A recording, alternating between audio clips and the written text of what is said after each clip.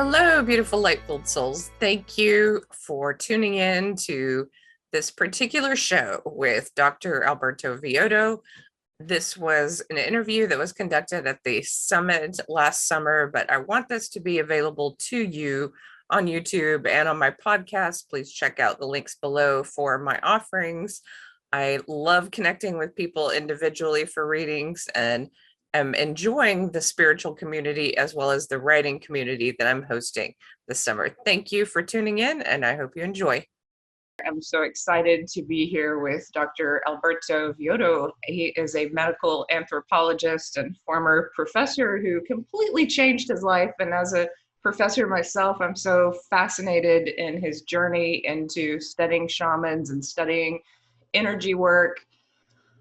I think your journey is amazing, first of all. So welcome as a guest. Thank you, Tricia. Good to be with you. My first question for you is, how did you leave academia so quickly? And, what made you delve into this world of studying shamans and energy work? And, that's a big jump. A lot of people struggle for a long time to leave one paradigm and move into another. But what made you switch? Well, the leaving academia actually was really hard, very, very hard, because it's cushy, it's lifelong, you get tenure, you can't be fired, no matter how stupid you get or how old you get. And so there's a lot of things that are going for it, but if you want to keep learning and growing, you've got to step out of the academic model, which is really still very, very patriarchal, and it's still kind of following a paradigm that's very, very masculine and abusive towards the feminine and towards the indigenous traditions. And that's why I had to step out of San Francisco State and then Columbia University to be able to work with these ancient wisdom teachings. Yeah, I agree. I understand what you're saying, that the feminine, which we could say is nature, is often degraded. And one of the messages I heard from the other side was remind them to go to nature. So this is, from my near-death experience. How do you remind people to go to nature as a form of healing and as a form of deeper understanding? Well, you want to go back to nature before you have a near-death experience and before you have your final death experience. So you want to do this daily. And nature doesn't mean going out for a walk in nature. It means attending to your own nature. Because we're an ecosystem. We have gut flora. We have 90 trillion organisms living inside our gut. That's nature. And if you've taken antibiotics, you've destroyed your gut flora, then you don't have a gut instinct anymore, and you can connect with nature. Yeah, so tell me a little bit about your story of the first time that you went to the Andes and you experienced some of the wisdom from shamans. Were you shocked by their knowing versus your knowing? Like, what was that transition like for you? Well, I went as an anthropologist, so I'm Western trained. I have a PhD. I spent a lot of time in libraries and reading books. And the first time I went to the Amazon was with this Western arrogance that these people cannot read or write, and I am smart and they are dumb. And I discovered it was just the other way around. The first thing the shaman said to me is, "We have to heal you, Alberto." And I said, "But I'm healthy." And he said, "No, we have to heal your ignorance." I said, "It's Dr. Alberto." They said, "Exactly what we're talking about. You have a lot of information, but very little wisdom." And that's when my journey began.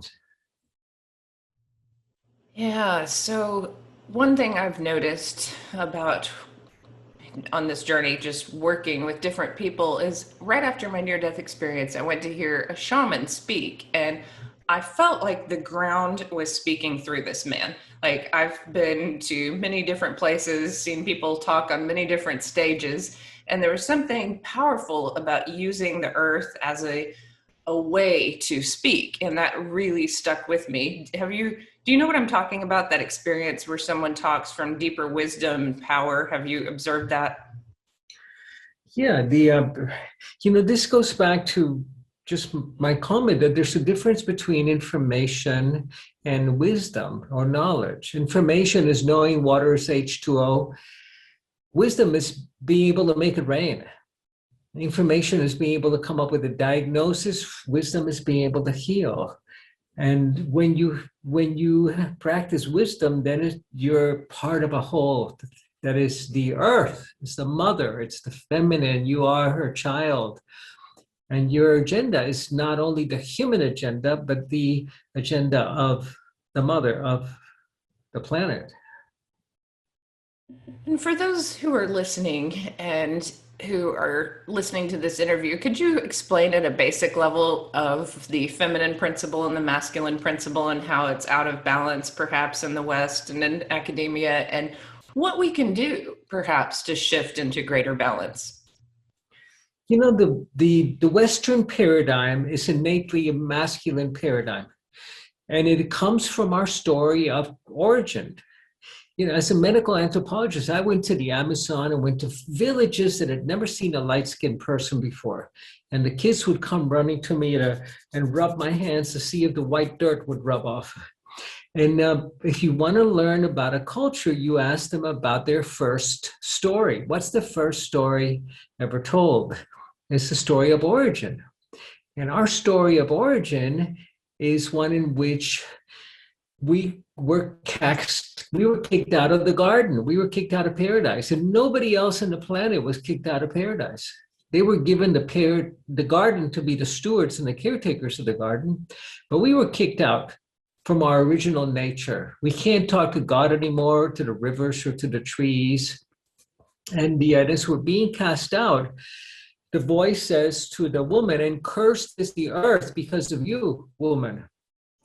And to the man, the voice says, "And with the sweat of your back, you will take your fruit from the earth, and it shall grow thorns and thistles for you, not mangoes and papayas and strawberries." So in page 1, we learned that our mother will not look after us, Mother Earth, which is why we have so many mommy issues in the West, and that the feminine is cursed. I mean, what a start to a story, huh? So how do we remedy that? I think that's what we're struggling with, is some of us are waking up to that, and then we go, so what's the new paradigm? Do you have a new paradigm, or an old, perhaps an ancient paradigm to shift back into? The thing is that people are confusing the feminine with and the divine mother and with the goddess. The goddess is still a masculine construct, because luckily we're coming to the end of that masculine predatory paradigm where we think all the food in the earth belongs to us, that the forests are natural resources, just that word, natural resources for us to build houses and ships with. So we're coming to the end of that paradigm. It's collapsing. We come to the end of medicine as we know it, which is masculine and violent. How do you treat cancer? In the West, we burn it, kill it, or poison it.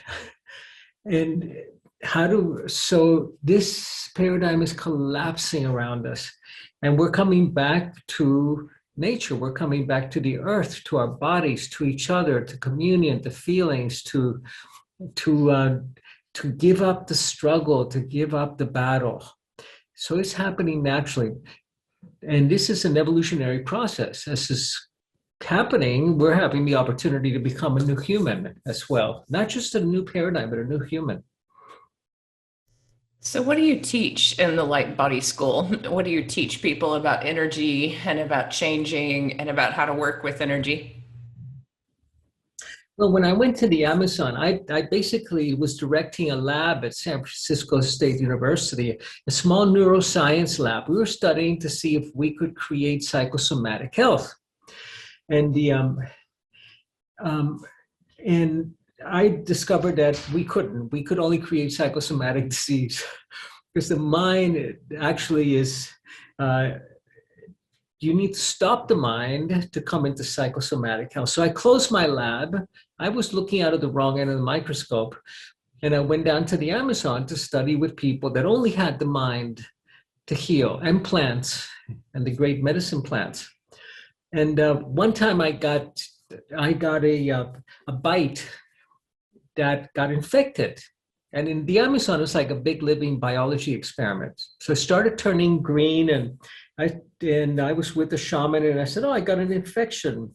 And he said, "Yeah, we got some herbs for that." And I said, "Yeah, well, these are the invisible parasites, microbes that are, eating at me. That's not a good thing." And he said, "Invisible microbes, is that like spirits?" And I said, "No, I mean like bacteria." He says, "No, if it's invisible, it's got to be spirits." So the next time I went back to the Amazon, I took a little high school microscope with me, and I went to the village, and I put a drop of water from the river in the microscope, and they could see there were all of these protozoans and bacteria and swimming around, and they went, "My God, this is the invisible." Well, they were blown away. My first experience of their world, of the invisible world, of the world of spirits, of the world that we enter once we leave the physical body, is just as mind-blowing. And do you remember the first time you put a mask on and went swimming in the ocean and saw there was a whole world there? It's the same thing with the invisible world, with the world that we journey to beyond death, and that we have journeyed to so many times. And that became my greatest interest. And that's what we teach at the Light Body School. We teach that there is an invisible world that's informing us, and that we have an invisible energy field that creates health or disease in the body, and where we store all of our karma from all of our former lifetimes, and that we can clear that field and the body returns to health. We don't have to treat disease. You create the conditions for health, nutritionally, energetically, emotionally, and disease goes away, and you prevent it altogether. So some people fear working with entities. I was very surprised during my near-death experience that I saw two light beings working through my surgeons. And I don't know if you're familiar with that part of my story, but I remember thinking outside of body, wow, those neurosurgeons think they're brilliant, but they have this other side working through them. I wonder if they're aware of that. They were not aware of this when I told them later. They were not happy. Like that was not a concept they wanted to believe in. What kind of beings can people work with, do you believe? And what is this realm like for people, and how does this assist them? I mean, I talk about angels a lot, but there's a lot more. One of our graduates from the Light Body School is a surgeon, and he's actually a professor at Stanford University also. And he gets all of the most difficult cases are sent to him, because he knows he has a team of spiritual doctors, of surgeons that work with him in the operating room. So he's not working alone. And they're not only changing the physical body, they're changing the energy body, they're changing the soul's destiny. And his people recover. He gets impossible cures that happen, but he knows what's going on. And then he had one very difficult case, another doctor, actually a neurologist who had a terrible brain tumor. And he brought him to the Amazon in one of our expeditions. And in the Amazon, the shamans called on the spirit doctors that performed a brain surgery and removed the tumor from his brain, from the brain surgeon's brain, and he recovered his health. So we are in constant dialogue with this invisible world that has been denied by the Western masculine paradigm. It says it doesn't exist. Okay, well, the fact that you don't believe it doesn't exist doesn't mean that it's not real. It's just that in your little reality, it doesn't exist. Do you find that the more we open our minds, the more we see? After my near-death experience, I started doing readings. And so when I sat with the person, then I just opened myself to maybe there's something that's going to come through that I haven't seen before. I'm open to that. Do you think that's one of the first steps? What are some steps, basically, what I'm asking, that people who feel blocked can begin to unblock themselves and feel that realm? Well, I was interviewed one time by by Spanish television. And this was years ago, before, when you could still come into the airline lounges. And so I said, look, I'm just passing through Miami, but I'll meet you at the airline lounge. And they interviewed me, and we were talking about this. How do you open up your seeing, your vision to the invisible world? So I expanded my field and I held it over the interviewer, and her sixth sense, her third eye just opened up, and we were both looking at a woman sitting at a bar, 11 in the morning, having martinis and smoking back in the times you could smoke. And her energy body was leaving her physical body. And she said, wow, what is this? What's going on? I said, well, her soul, her energy body knows that she's coming close to getting sick and dying, and is preparing to leave the physical plane. And she said, well, what are you going to do, Alberto? Are you going to go help her? I said, no, I'm going to go to find out what flight she's on to make sure I'm not in the same flight. That's funny. We don't have to fix or help or heal, but we do have to open up to a greater reality. And it's the same leap in reality that we go through when we are, 11 years old, and we believe our world is our backyard. And then we discover that, hey, there's a bigger playground out there. Yeah, so essentially it sounds like you've seen healing occur in the medical realm with the help of other beings, but you've seen just energy medicine heal people. And how have you seen, do you mind sharing some cases or some examples of energy healing? Yeah. First, we have to break out of the Western medical model that says that diseases exist. Diseases don't exist. Sick people exist. And the Western medical model, we don't have a healthcare system. We have a disease care system. We treat diseases. They don't exist. Sick people exist. You help people on their journey, and it has to be based on nutrition, on good lifestyle, and forgiveness, and emotional healing. The body manifests disease when the emotions are not healed. And that's the shamanic worldview. And what I train my students to do is to be able to work not with the symptoms, but with the cause. And the cause, a lot of the time, is a disconnection from nature, from your own feelings, from your own body, from forgiveness, from realizing that you are here on a mission, that you have a sacred mission to live out in the world. And when you reconnect with that mission, then your body turns around to support you. How does this help with, I look out in society and I think there's a lot of traumatized people. You look at, the fighting in America, you look at, the illness, and I think there's a lot of childhood trauma, there's a lot of trauma, and then there's a lot of PTSD and living out of trauma through generations. What can be done about that trauma? Because I think that's kind of the core wound, and that leads to a lot of addiction and a lot of unhealthiness. How do you address that core wound of trauma? You got to go to the core wound. And the core wound, people are terrified of going to that, finding that core wound that they have to heal. And they try to heal it through the next love or the next relationship or the next job or the next dream or the next, but you've got to come to that core wound, that core that caused the trauma. And remember that trauma is not what actually happened. Trauma is the story that we create around what we believe happened. So when you come to find what that core wound is, that lives in your energy field, it's encoded in your field, and that manifests as illness through the body, then healing is almost instantaneous.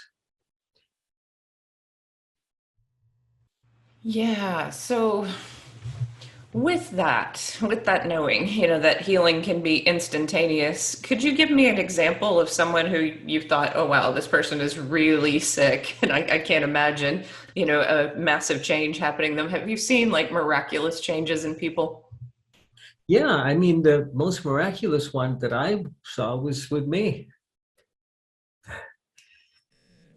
about 10 years ago, as a medical anthropologist, I've been around the world. I've been in Africa and in Indonesia, in the rainforest in Asia, and in the Amazon jungles, and I picked up all these hitchhikers, all these parasites and viruses.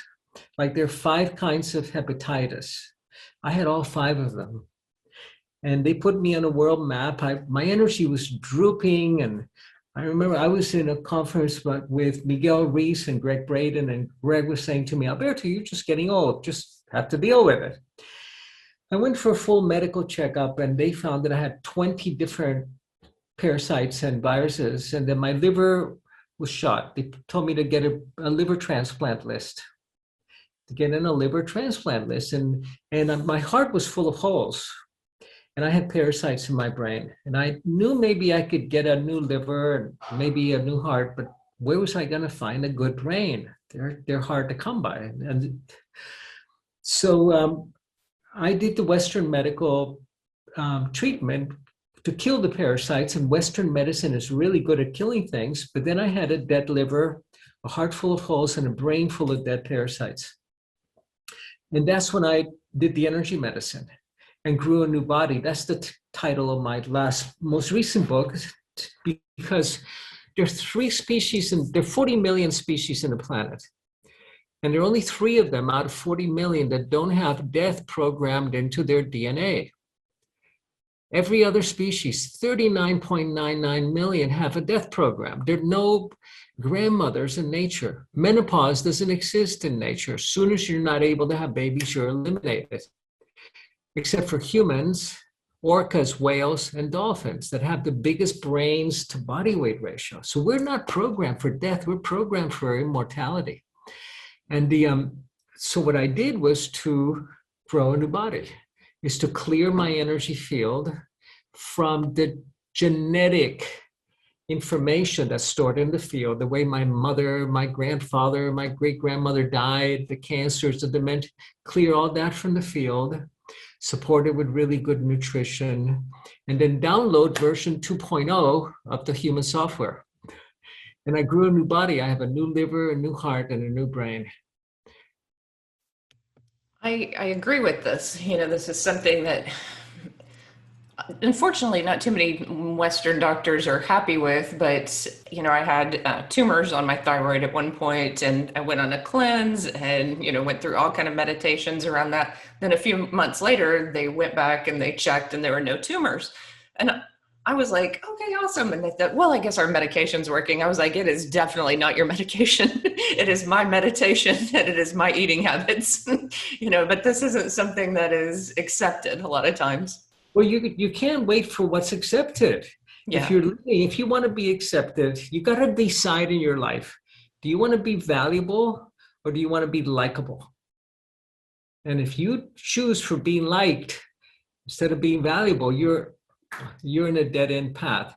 Medicine is never going to accept this, but the top doctors come to us when they get sick, when their medicine doesn't work. So today we're in the collapse of this Western masculine predatory paradigm that looks at the body as a bunch of organs, and that have, doctors do medicine by geography. There's the stomach doctors and the brain doctors and the foot doctors, and they don't talk to each other.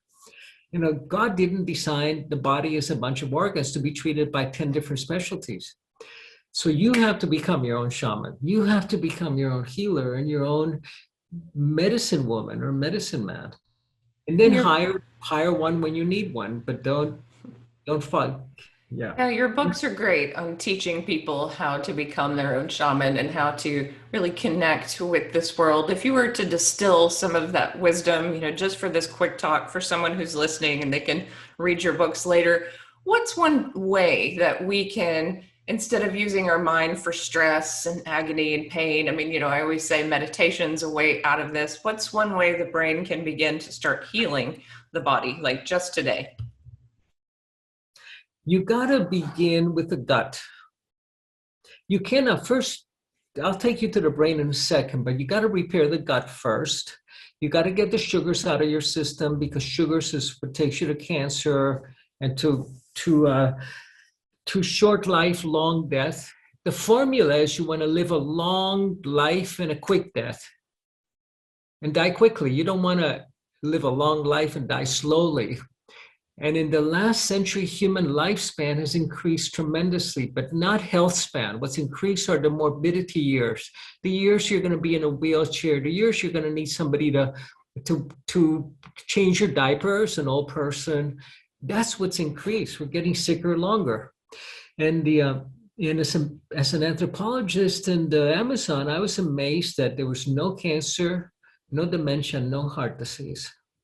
So the one thing you have to remember is that you got to find your sacred purpose, your sacred mission.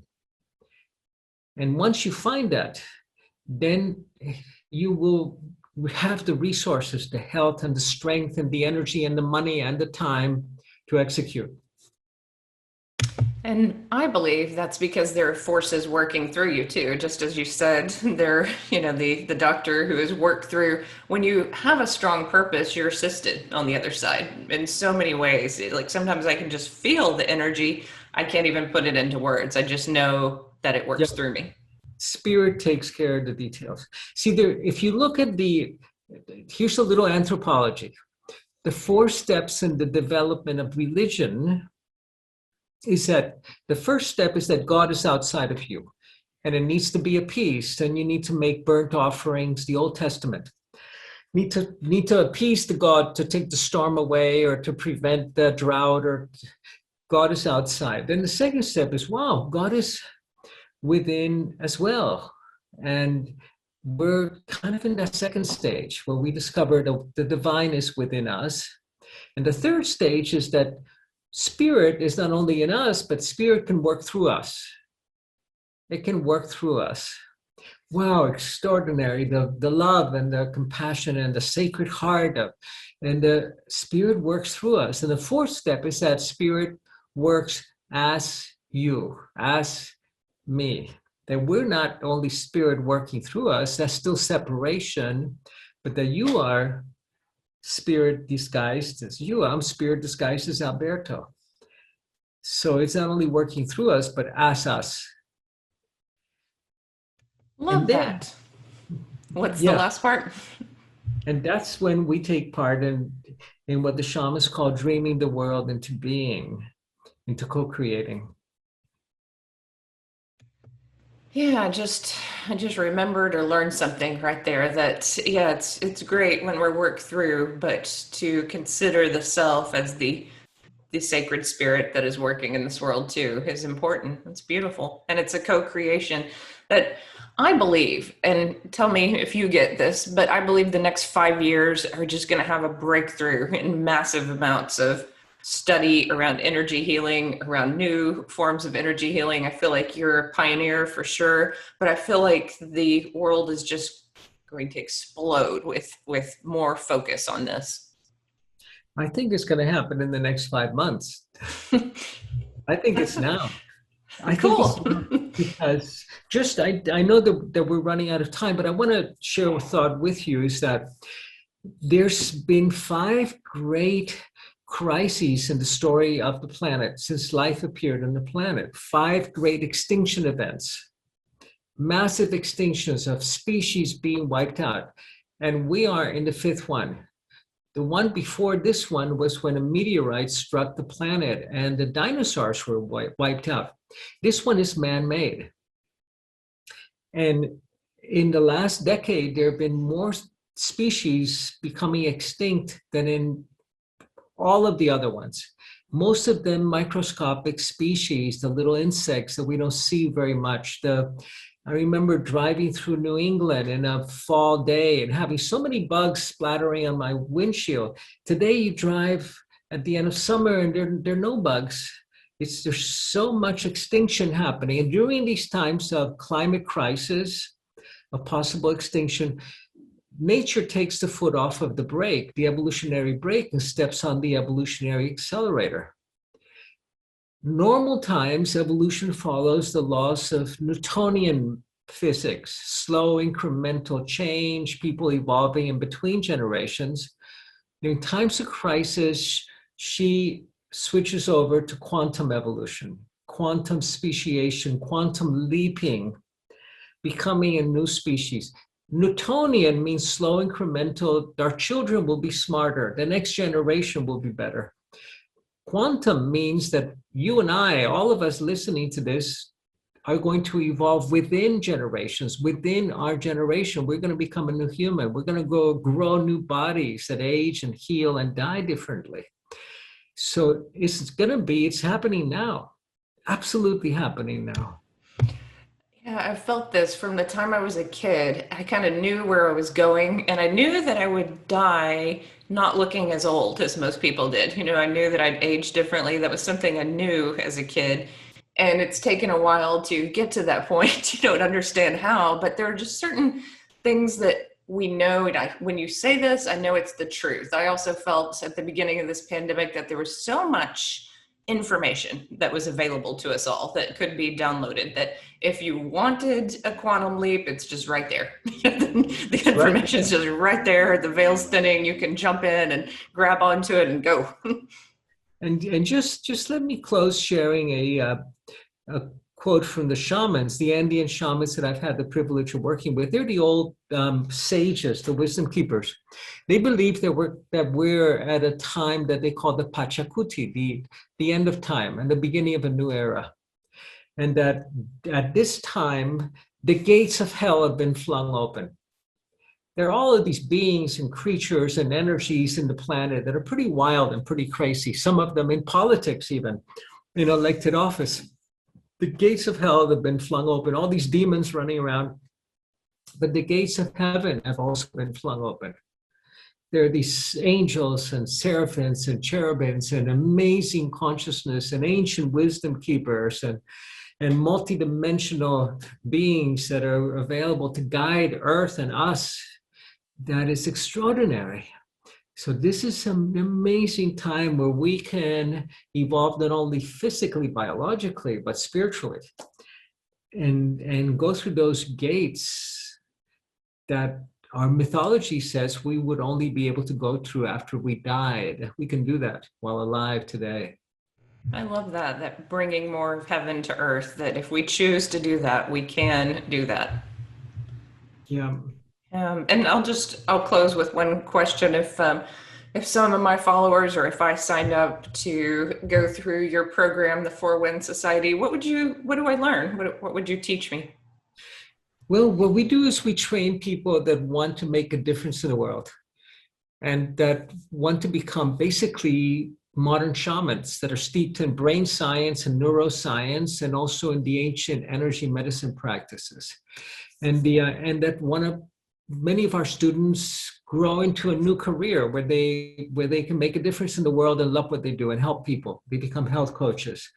And others go through great personal transformation. But you learn about the world, the invisible world of energy, and how that energy, we're energy beings, and that is the keys to health, to longevity, and to bringing about this change that we want to bring about in the world. So we're training practitioners. I love it. Well, thank you so much for talking with me, and I will certainly connect people to you, but it has really been an honor. It's just been a great conversation. Blessings. Thank you for the beautiful work you do.